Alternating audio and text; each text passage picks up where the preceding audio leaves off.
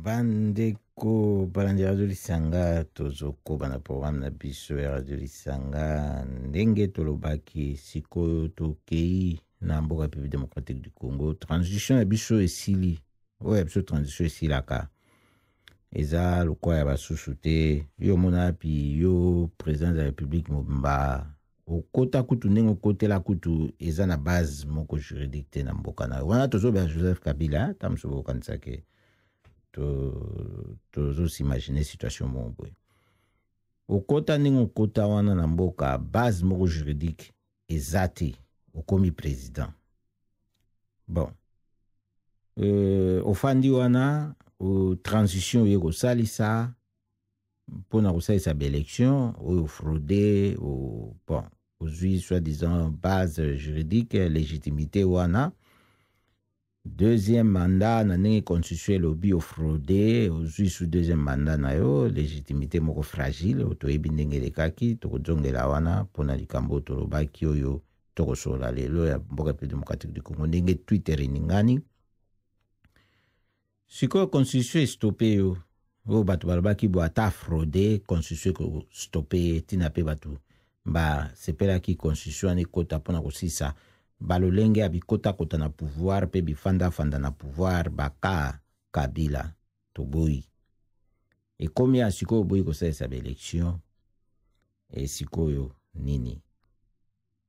légitimité eza su te légitimité eza susu te voilà ndenge nalobaki likambo oyo ya lelo oyo Twitter eningani bana mboka République démocratique Congo mingi bazosenga na badepute ya opposition mingi bazobenga bango badepute ya rassemblement bon bazoloba eza nde mpe mingi mpe balobi eza badepute ya opposition badémissionne boyebi badepute ya opposition bauti kosala soki na bosani te 1 mois et demi oyo base retiraki na deuxième chambre baboyaki kosiéger mpona koconteste na bon to bakoconteste na nini bakoka koconteste mpe banda kala eza te ntango babandaki kosiéger nde makambo banda kokende bien na mboka République démocratique du Congo sikoyo eke bien te yango basalaki geste wana bon basala yango eza kaka mpona kolakisa ete voilà bayebi ete moma yango oyo esengeli komilakisa oza wapi oza nani oza kote ya peuple to oza kote ya peuple te kasi 1 mois et demi bango oyo bazongi bauti kozonga na parlement kozonga na baséance kosiéger nde mbala moko vague oyo ya esalami sikoyo bato bakosenga na Twitter balobi bo démissionner mpona kosala geste oyo bokolakisa ete bozali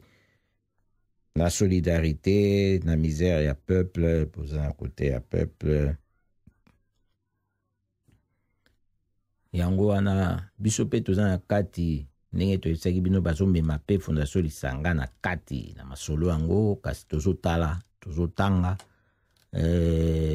tokoyebisa bino tokomona wa mosu alobi ils sont obligés mpona bachoisir leur camp bon tozomona mosusu awa alobi ils ne peuvent pas pourtant ils sont inaudibles la MP au mouvance présidentielle à Kabila faisant la loi puisque bon il y a bengi bango majoritaire mais na kati ya parlement na principe baza yango kuna et ben voilà wana sikoyo soki eza raison nde oyo bakobimela ba biso omoni eza yango te parce que pendant longtemps ezalaki na moka ndenge wana kasi bazalaki wana kati tozoke tokoyebisa bino awa mosusu tomoni akomi être du côté du peuple c'est partager leur peine et la cause. Faites ce geste de bravoure, quittez les institutions par patriotisme. donc bozomona bapel ndenge euti kouta babisika oyo bato baza kosenga ebe ndenge wana tomoni mpe tokotanga ye mpo ai moto na biso Firmin Yangambi boyebi ye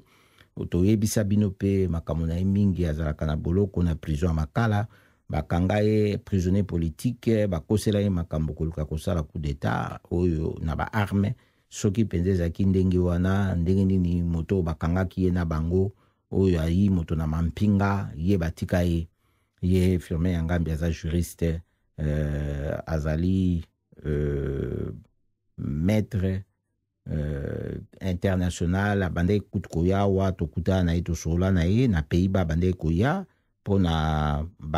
bacontact na CPI awa cour pénal international oyo ezalaka na laye awa na Denar abandaki soki aye tosala ne mpe masolo awa na engumba Amsterdam ye bon tomoni asali réaction na ye na mosusu oyo akomaki azosenga alobi la politique de la chaise remplie et bon ye asaki réaction na moto mosusu kasi aye kokoma awa boye oyo eza Firmin te mais Firmin asaki réaction na oyo toloba nano oyo oyo moto mosusu akomaki oyo asaki réaction na ye akomi sans ce geste, hein, donc geste de démission en Wana, ils sont pires que Yeka, Jika, donc Joseph Kabila, ils ont de l'hypocrisie, du mensonge pour s'attirer de la sympathie populaire qu'ils trahissent. Sikoyo, bon, tellement oyango to tangi message na ye oyo atiaki pe ba message mususu na libandeli kuna pona ko sala pe moi ba discussion ba mususu nde Firmin Yangambi aye ko réagir na yalobi ndeko asite kombo na ye aye mabe na bi omoni ndenge ba aventure ya ba opposant mususu esalaka pasi na motema. Il y aura des jours meilleurs. Donc, oh, ezali popozwa impression ya vague oyo ya ba discussion ya débat ya échange oyo et ningisi Twitter lelo et pas ya ba congolais, donc c'est-à-dire ba kosenga na parlementaire opposition ba démissionner na deuxième chambre.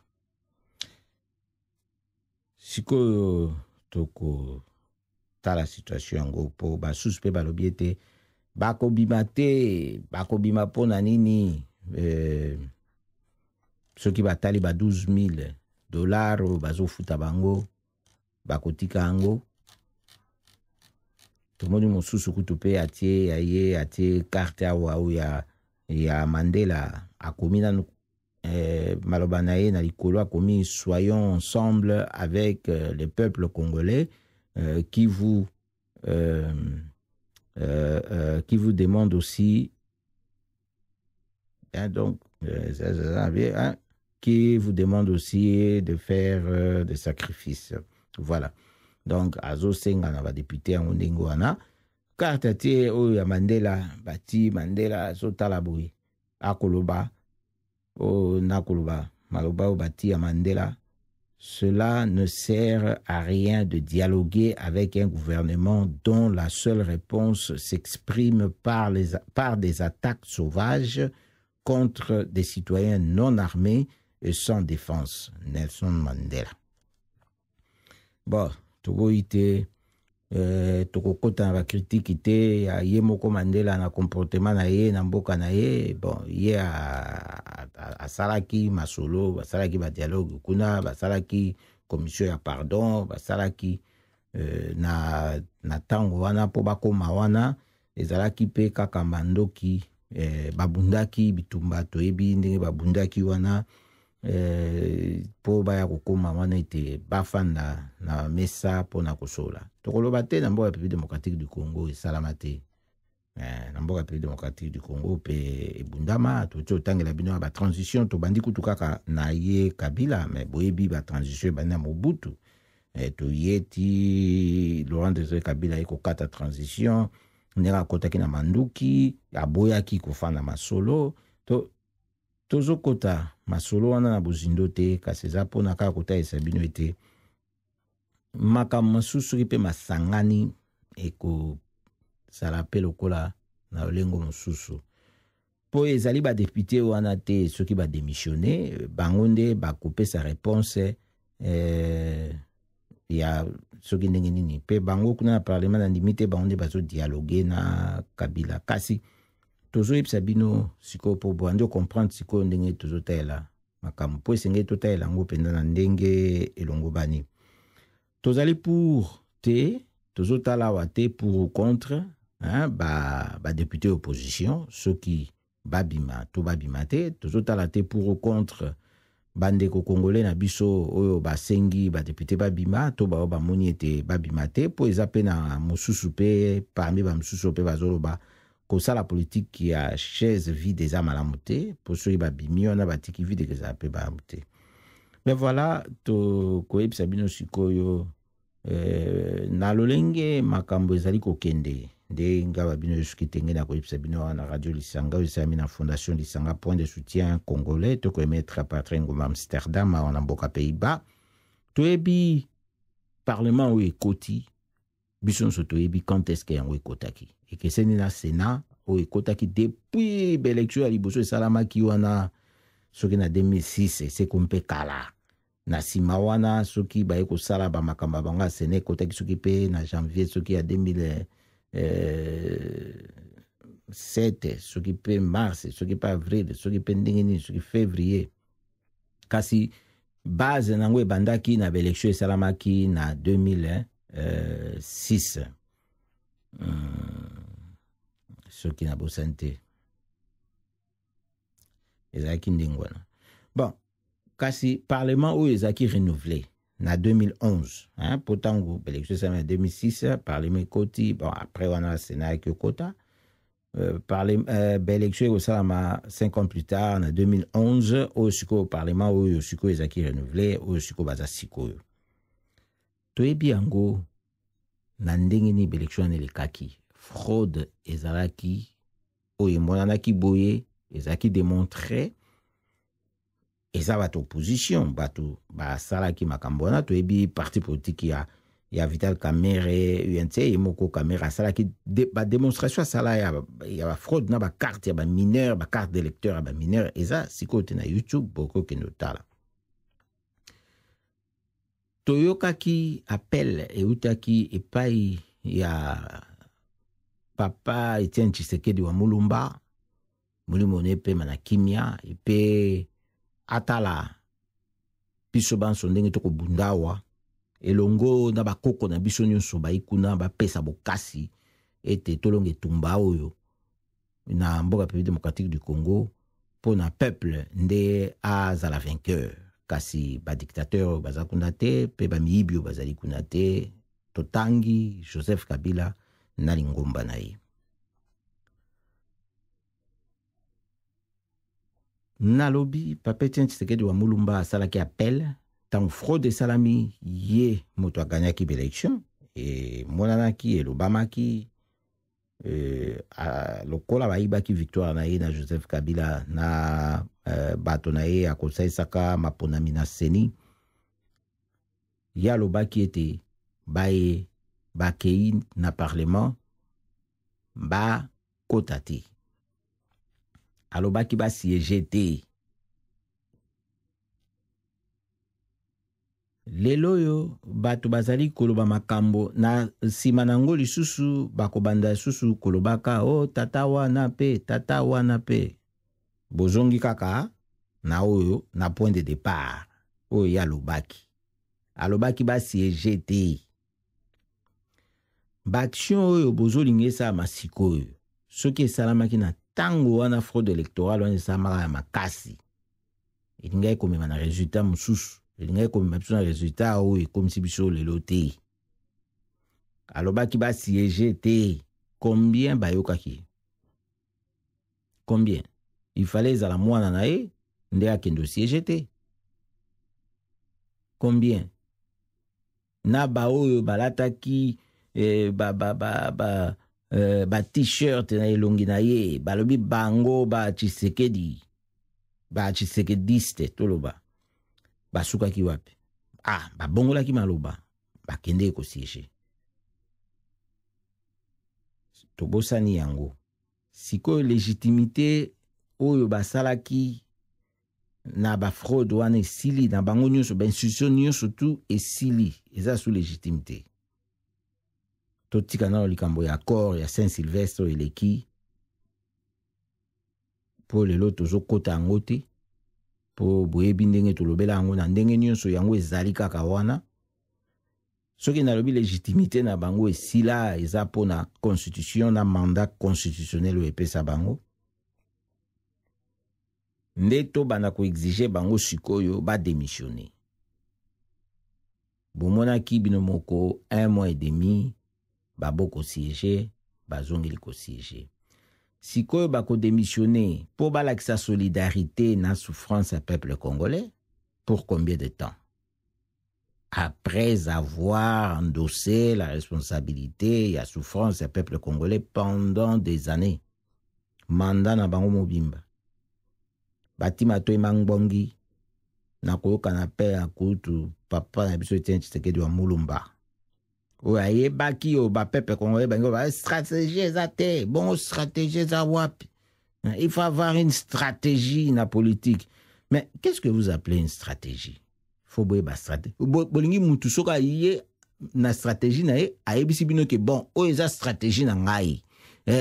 numéro 1 tokosala boye na stratégie na ngai na numéro 2 tokosala mais comment ça c'est un sérieux soki balandaki balingaki bayeba oyo lingaki kwa nsima ndenge moko sikoyo tozomona rassemblement etumba ezobundawa na ntango bazoyebisa bato basala boye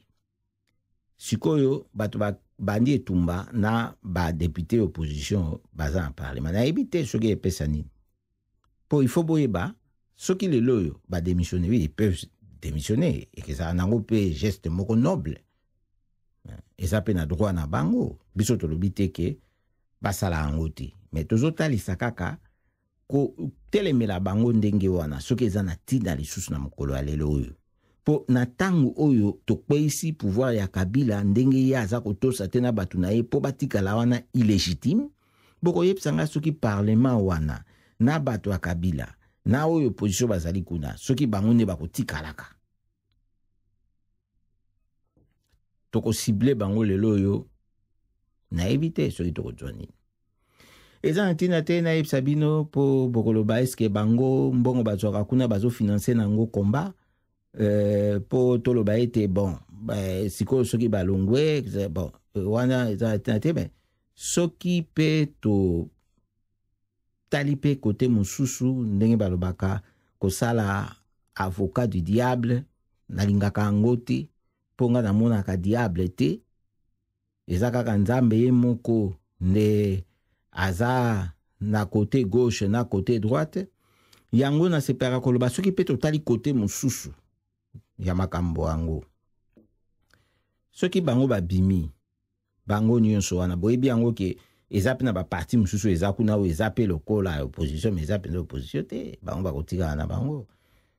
soki kutolongwe wana kutu bango moko bato ya coalition ya Kabila bakotikala na bango sikoyo bokopesa bango feu vert te po balekisa baloi oyo toboyi nani akotia bango lisusu mwa nyungu kuna boki oloba ete loi électorale oyo elekaka te ezalaki peuple mutablokaki yango effectivement ezalaki na kati ya parlement te passé na deuxième chambre elekaki ezalaki na première chambre nde bablokaki mpo na pression ya peuple ndenge ezalaki libanda kasi soki pression wana oyo ezotiama makasi soki etiami likolo ya bato oyo ndenge toti bango lelo boye ete badémissionner soki baza kuna na kati eke loi moko ya mabe eza kwa toti bango pression makasi bo mpo babloke yango ekozala kutu ta mosusu malamu soki bango a partir ya kati badénonce mpe baboyi babloke en communion avec badémonstration ya peuple ke vide ezala nango kuna baloi elekaleka nango ekozala pe eta mosusu elwa moko pe ya monene mpe koleka eza mpe su te mpo bango surtout baza na légitimité te moto akoki koinitie balwa ya minene oyo ekosala atteinte nabenga yango atteinte lokola na balwa neti to neti na constitution aza te mpo bango surtout baperdre légitimité eloko oyo nalingaki koloba kaka tosala na bandeko na biso wana ya opposition baza na parlement binemi te nayebi ete baza mpe bato mpenza ya kozala na bango na kebakeba mpo kuna toyebi corruption ezali tokotuna na soki bazwa ba SMS ya corruption te soki bambula nyonso wana basalaki soki vraiment même salaire oyo bazopesa bango eza ya corruption yango bozomona difficulté même oyo ata so bosengi bango basala sacrifice esengeleki esala makutu avant bakota tango Papa Etienne Tshisekedi wa Mulumba alobaki yango wana eza malamu kosala action oyo tosepeli mpo esengeli kolakisa ete bamoyen ya kobundeza ebele mpona kopesa pouvoir wana kasi na ntango oyo bango mpe bakosenga démission soki basengi yango peuple mpe abima mpo bozolobeke bango basengi basacrifice bango mpe basala mpe sacrifice mais eza te basali ndenge wana bafani na bango na bandako ale bato mpe bazokende misala bato mpe bazokontinue kaka vi ndenge wana te makambo boye ebongaka soki esalami réponse mpe esalami ale bato nyonso bakiti na balabala batambusi bakabila esili bandeko balandi radio lisanga wana tosoli na bino boye mpona kotalisa bino ndenge nini tomonelaki etumba oyo ezalaki na Twitter mokolo mwa lelo mpona kosenga démission na badepute opposition na mboka République démocratique du Congo tosepeli na litoi na bino ya pete ndenge bolandi biso boye tokokoba na poche moko ya ndenge tosalaka chaque jeudi de 19h à 20h na programme na biso radio lisanga to pesi bino mbote mingi esika bozwani leka weekend malamu esengeli koyika mpiko mpe koyeba ete eloko oyo olingi yango nde esengeli ezala liboso na yo yango nde esengeli yo orealize ezali te eloko moto mosusu alingi to eloko oyo yo olingi te oyo yo olingi ezali liberté na yo kibia na yo vie politique sociale économique ezala malamu na mboka ya République démocratique du Congo sans Kabila nde réalisation nango sikoyo yango wana esengeli tozala toyika mpiko